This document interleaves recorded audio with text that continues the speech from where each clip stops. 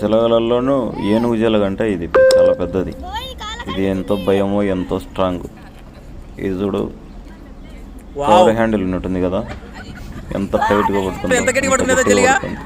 ఇప్పుడు చూడు దీని భయం ఎలా ఉంటుందో వీళ్ళకు. డబ్బను కొరమైన పిల్లను ఎట్లా పట్టుకున్నది చూడు, ఎంత బలంగా పట్టుకున్నది. ఈడు చూడు ఇప్పుడు పరిగెడతాడు.